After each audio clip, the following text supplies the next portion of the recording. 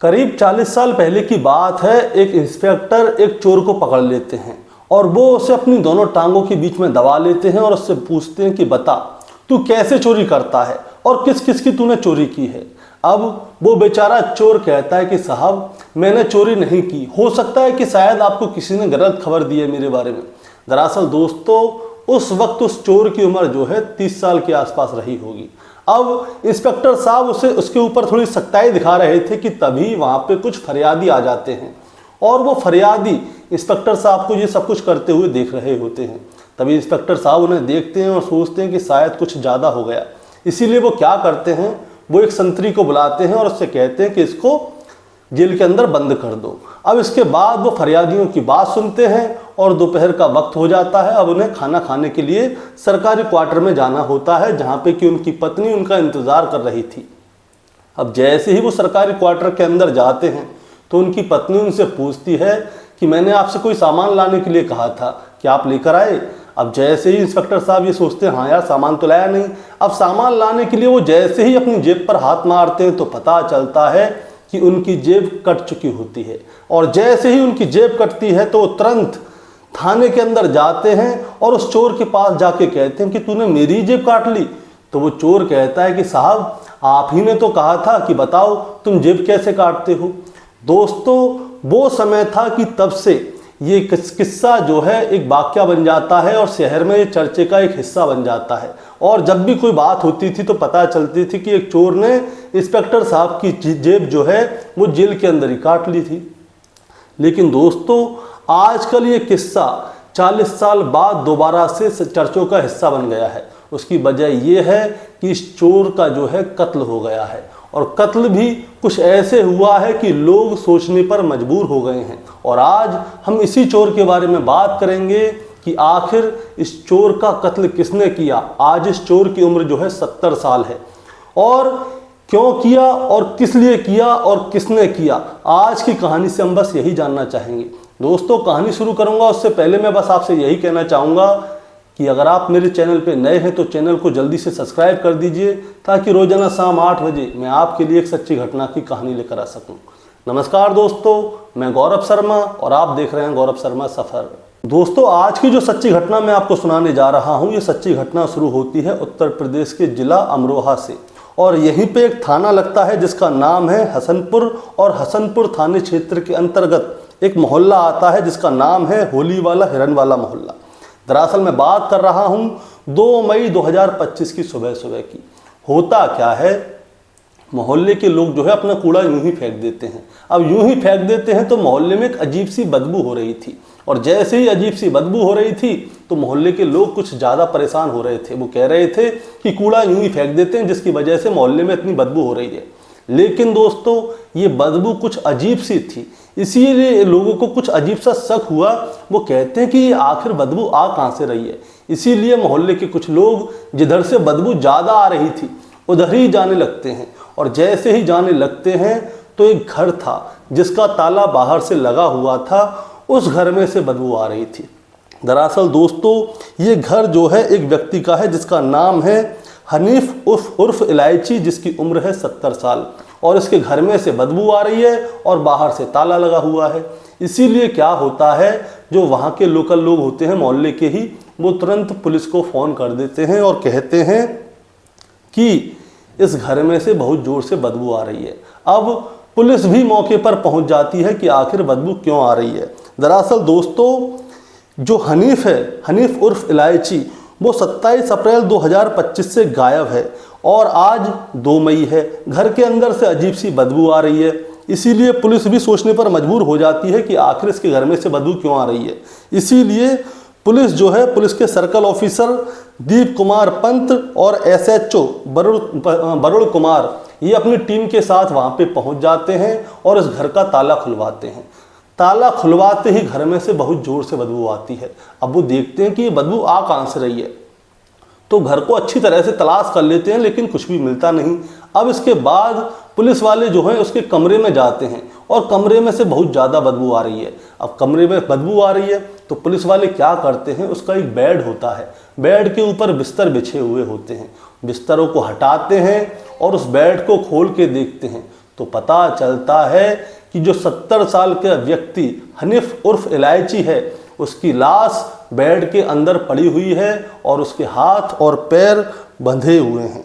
अब दोस्तों, पुलिस वाले जो हैं तुरंत ही हनीफ उर्फ इलायची की बॉडी को कब्जे में लेते हैं और उसे पोस्टमार्टम के लिए भेज दिया जाता है। और इस हनीफ उर्फ इलायची के बारे में पूछा जाता है कि ये कौन है, क्या करता है, क्या नहीं करता। तब जाके पता चलता है कि हनीफ उर्फ इलायची जो है वो ई रिक्शा चलाता है।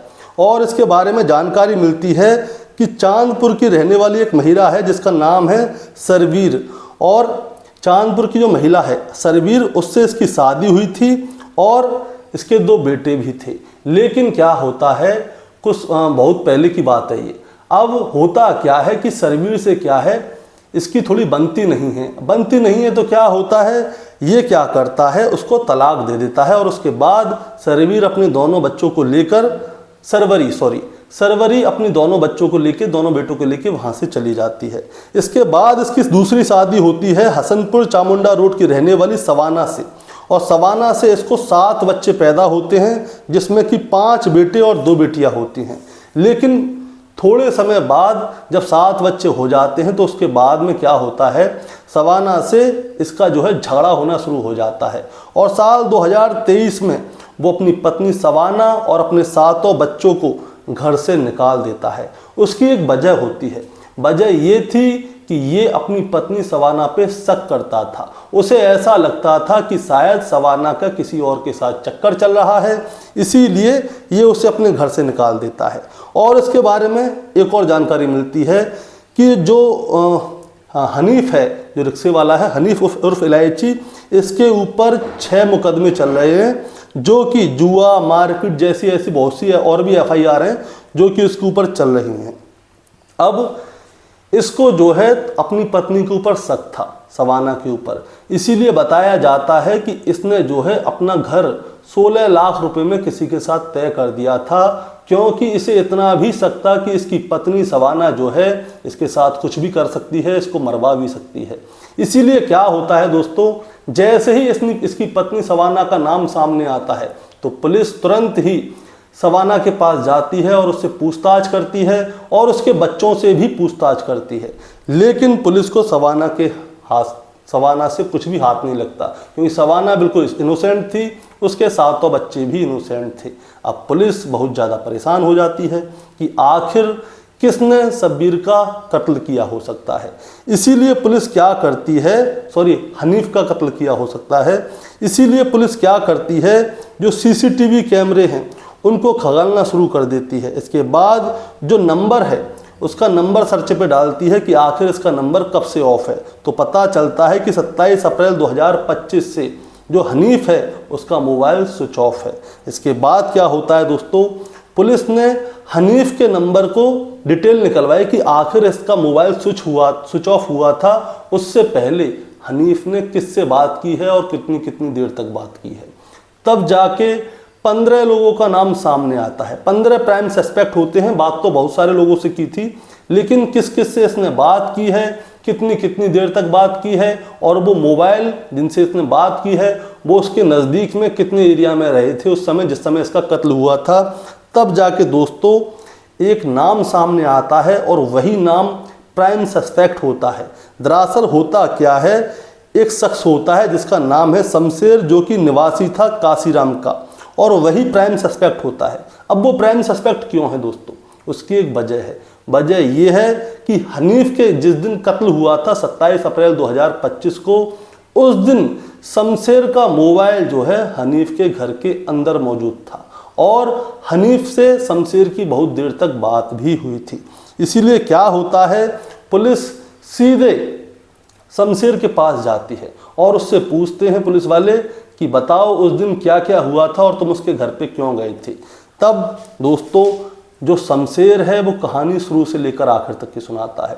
दरअसल दोस्तों जो हनीफ है वो ई रिक्शे का काम करता है और ई रिक्शे से जो पैसा आता है वो उस पैसे को ब्याज पे उठाता है और उससे अच्छी ब्याज पैदा करता है, यानी कि अच्छी ज़िंदगी काट रहा था, चाहे ई रिक्शा चला रहा था।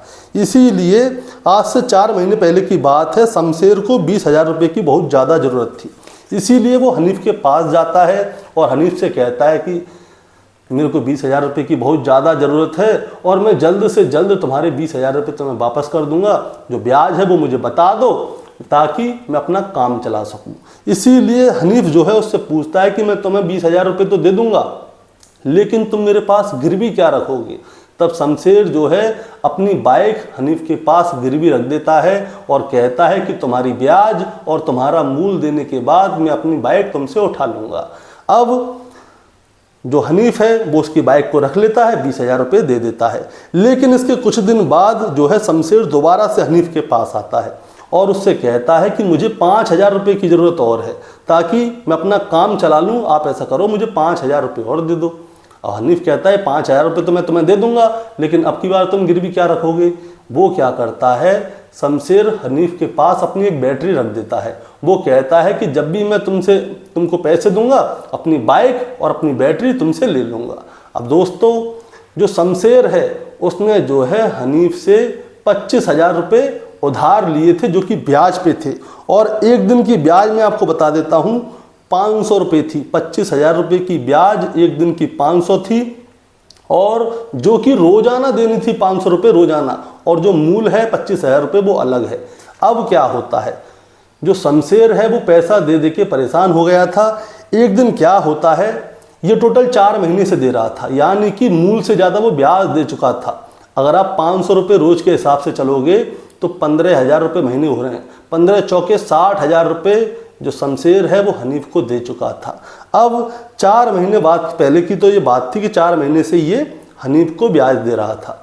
अब एक दिन क्या होता है, जो शमशेर है वो अपनी पत्नी साजमा को लेकर इसके घर पे जाता है और उससे कहता है कि मुझे आज बाइक की बहुत ज़्यादा ज़रूरत है, आप ऐसा करो मुझे एक दिन के लिए बाइक दे दो ताकि मैं अपना काम करके आ जाऊं और वापसी में आपको बाइक दे दूंगा। लेकिन जो हनीफ है वो साजमा को देखकर उसकी आंखों में पानी आ जाता है, उसकी ज़बान पे पानी आ जाता है और वो कहता है कि यार तुम्हारी पत्नी कितनी खूबसूरत है, तुम ऐसा करो अपनी पत्नी को 1 महीने के लिए मुझे दे दो, तुम्हारी जितनी ब्याज है वो सब माफ़, तुम्हारा जितना कर्ज है वो सब माफ़, तुम अपनी गाड़ी भी ले जाओ, अपनी अपनी बैटरी भी ले जाओ, सब कुछ ले जाओ, लेकिन 1 महीने के लिए तुम अपनी पत्नी को मुझे दे दो। दोस्तों, होता क्या है, जिस समय हनीफ और शमशेर की बात हो रही थी, उस समय पे क्या है, जो साजमा है वो बाहर बैठी हुई थी आंगन में और शमशेर और हनीफ कमरे के अंदर थे। और जब हनीफ ने शमशेर से ये वाली बात कही तो शमशेर को ये वाली बात बहुत ज़्यादा बुरी लग गई। शमशेर कहता है कि मैं भले ही गरीब हूँ, मैं भले ही मजदूरी करके अपना पैसा कमाता हूँ, लेकिन मैंने अपनी इज्जत नहीं बेचना सीखा। अब इन दोनों के बीच में क्या है, कहासुनी शुरू हो जाती है। हनीफ और शमशेर के बीच में हाथापाई होना शुरू हो जाती है।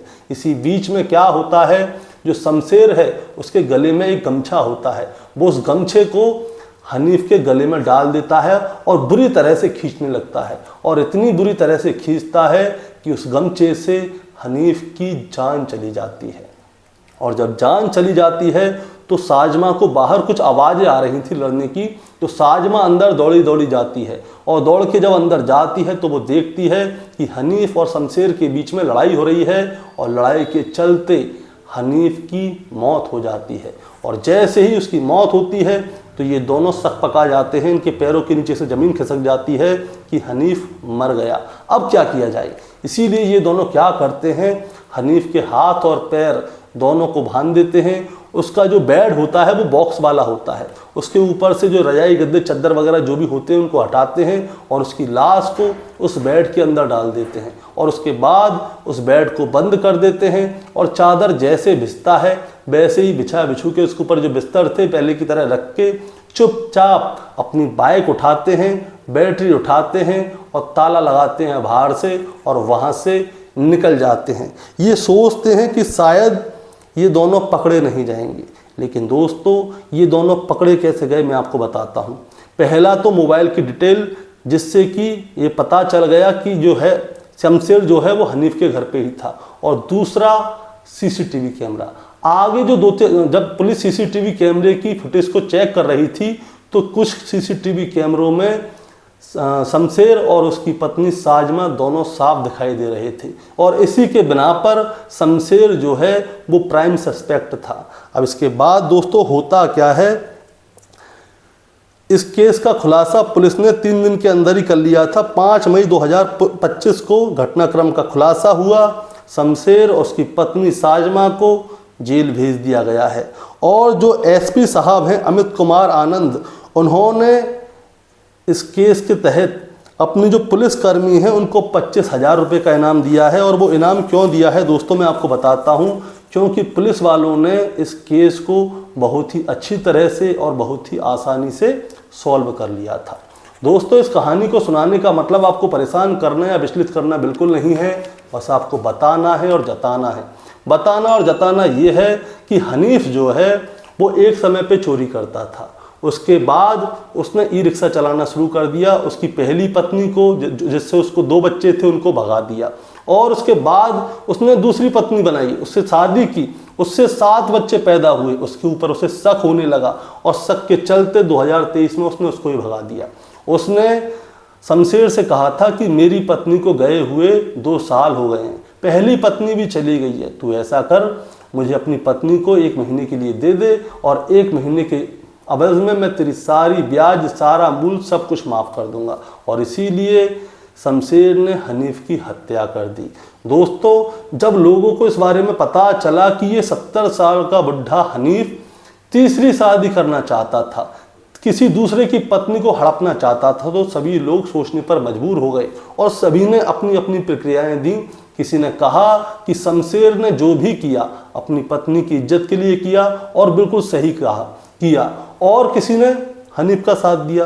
तो दोस्तों आप किसका साथ देंगे, शमशेर का या हनीफ का? आपकी नज़र में कौन सही व्यक्ति है? आपका क्या कहना है इस कहानी के बारे में? आप जरा हमें कमेंट में बताएं। चैनल पे नए हैं तो सब्सक्राइब करके जाएं ताकि रोजाना शाम को 8 बजे मैं आपके लिए एक सच्ची घटना की कहानी लेकर आ सकूं। नमस्कार।